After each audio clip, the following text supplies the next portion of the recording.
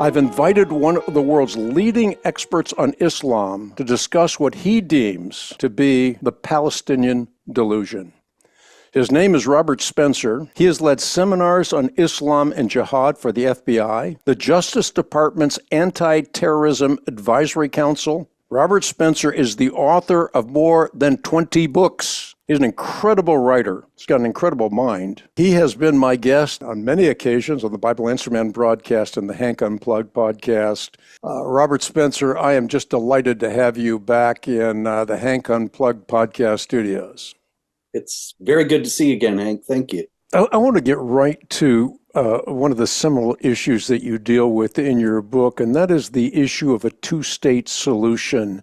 And I suppose the most obvious question I can ask you, is there any real possibility for a two-state solution in the Middle East? There's a possibility for two states, but it's not a solution.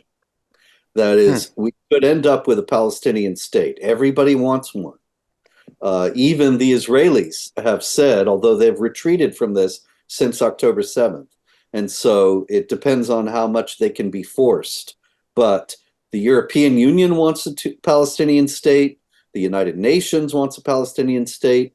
Many of the countries of the world already recognize a Palestinian state, even though one does not actually exist.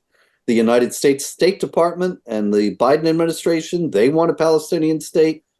Everybody in the world wants a Palestinian state, except the Palestinians. They have rejected offers for a state on numerous occasions, starting in 1947. Actually, there was an earlier offer from the British in the 30s that they rejected, and then the United Nations partitioned the territory that was the mandate for Palestine for the establishment of a Jewish national home, and they partitioned that to create a 23rd Arab state and a single Jewish state, and the Arabs said no.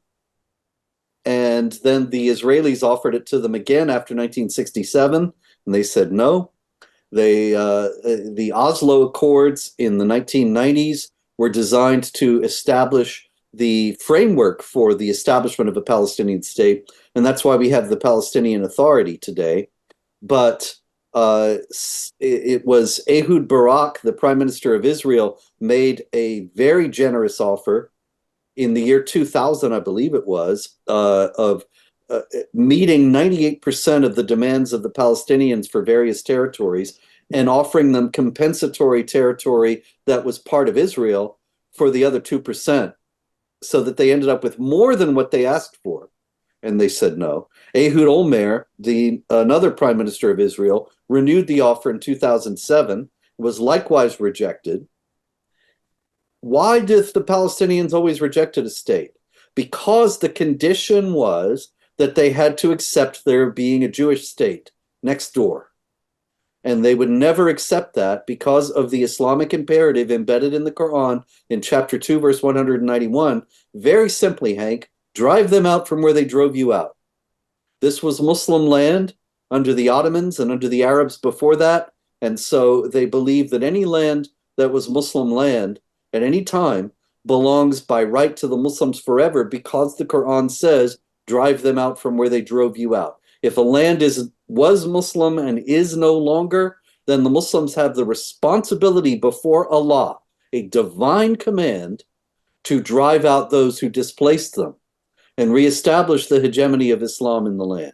So the Palestinians could never accept a Jewish state. Nowadays, it may be that for tactical reasons, they will agree.